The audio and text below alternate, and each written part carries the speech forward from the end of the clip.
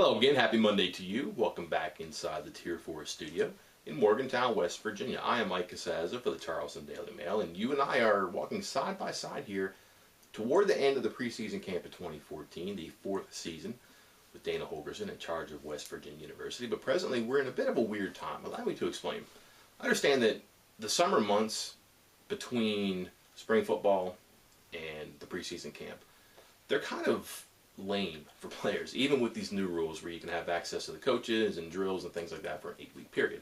Because winter conditioning is a drag. Yeah, you look great in the mirror, but it's hard, it's not fun, especially when it's not football and the way football went in the 4-8 season is not something you're happy about. You want to get back to actual football. Spring is great.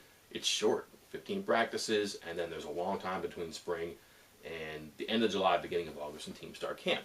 So the summer is there. It has a purpose. There's practical benefit to it, sure, but it needs to go fast because these players want to get into camp. Everybody anticipates the camp.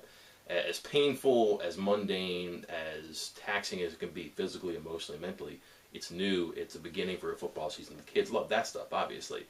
But then you get better and better at camp. You've mastered little drills, fundamentals, techniques. You've heaped praise upon praise. Perhaps you've even escalated up the depth chart. The higher and higher you go, you get to the top, and you can kind of see the beginning of the season. You can see the start of the fall semester, and all of a sudden at one point you kind of get excited about a new experience with people on campus and classes and friends and girls and things like that, and then getting ready for another team, never mind Alabama, but you realize that you're not competing with the person next to you anymore for a spot. You're not battling the classmate, the teammate, the roommate, the suite mate across from you on a play to get the better of someone just for the approval of coaches in that particular rep. You're purposely preparing for another opponent. It's exciting. A season is coming. There's 12 or 13 of those games coming, and you want that to hurry up fast. So where are we now? We're plunk right in the middle of a really weird time where sometimes players can wander. Coaches are starting to make decisions, at least in their head, if not on paper, about playing time, red shirts, depth charts, things like that. But you got to knock out these 5 days of practice in between before things really get going with the week getting ready for the week getting ready for Alabama, and then after that, the week where you get ready for Alabama. So how does this week go? Really, really important in the development of a team. So for me, it was really interesting today to hear Dana Holgorsen say in his press conference that he gave West Virginia Sunday off. Sunday was the fan day at the Indoor Center, autographs, pictures, greetings, things like that. And that was it. There was no practice. For me, it's strange to hear and to consider that coaches might see control of their team for one day. Maybe they've done well and they've earned it, but still it's strange when you can wedge in another practice. But gave them the day off. It's kind of a good sign, I think, for the progress and the development of the team, but nevertheless, to me it's unusual, but maybe it says something more positive that I'm inferring here. Nevertheless, West Virginia went 2-a-days today. A lot of special team stuff in the morning, some offensive things. What we saw out in the second part of 2-a-days in the afternoon, very, very bland vanilla stuff, not a whole lot. Lots of drills, position drills. However, what do we take from that?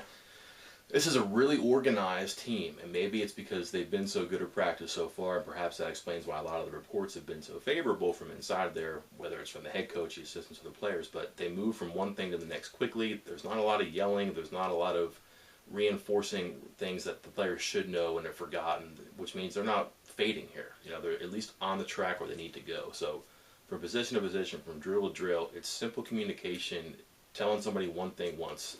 I had my eyes on a bunch of different stuff. I didn't see one player made to repeat one rep. This isn't to say the quarterbacks missed their targets. They did. Or the receivers dropped balls. They did. But nobody was so egregiously screwing up that a coach said, enough's enough of you. Do this again until you get it right. That's a big thing, I think, because here we are, again, in a weird period of time where you want to see players focusing, and you want to make sure that the coaches are at least patient and pleased with people. And nobody was at their wits' end with a coach or a player or a drill. It just kind of went smoothly from one to the other. Conversations with people on the sideline there was kind of fun on a day like this where there's not a whole lot going on and you have to spend your half an hour with people.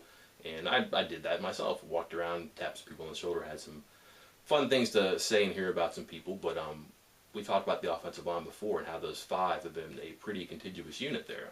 Except that one day Adam Pankey didn't practice a whole lot because he was in green. But Pankey, Spain, Orlowski, Glowinski, and Lucas have been there almost every rep every day.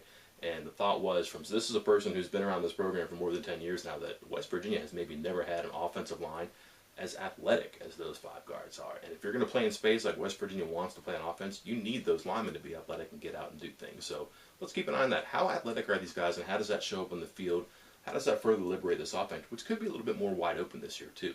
Lots of talk about Russell Shell and Dreamus Smith. West Virginia, it turns out, has kind of been reining back Dreamus Smith a little bit as he's gotten over an arthroscopic procedure he had about 6 weeks ago. Maybe that's why we haven't seen or heard a whole lot from him in practice, because he's been limited. Purposefully, they want him surging toward the end here. What that's done, though, is let Russell Shell really take over this position.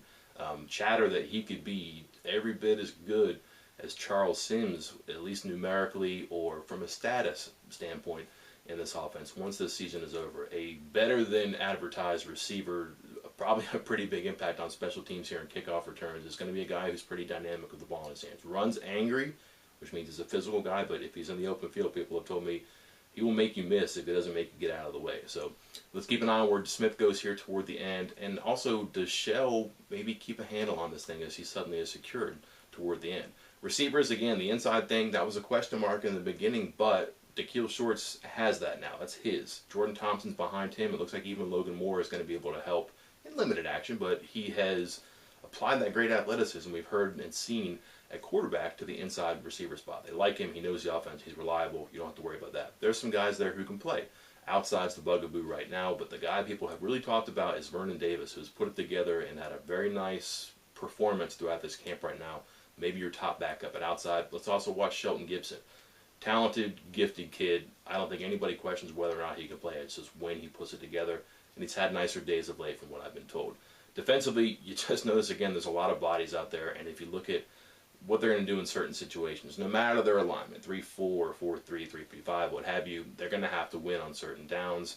Third down has been an issue. We wrote about it today offensively, but it wasn't great defensively last year too. A lot of that had to do with injuries and the like, but if they are so well armed in the secondary at linebacker this year, that's going to help them a lot on third down. Guys to watch, well, obviously Shaq Riddick up front, a pass rush guy, but let's also remember Edward Muldrow is again really coming on. Could be a pass rush guy. I mean, we haven't seen a whole lot of Brandon Golson. He's still in a green jersey coming back from his shoulder, but those three guys are going to be on the field on third down, getting after the quarterback. If you feel as comfortable as you seem to do, if you're Joe DeForest or Brian Mitchell or Tony Gibson with your defensive backs, then maybe you can apply the pressure a little bit more than you have in the past. And that's why it's incumbent upon those three guys to really make life hectic on that quarterback there, because those back-end guys in the secondary might be reliable there.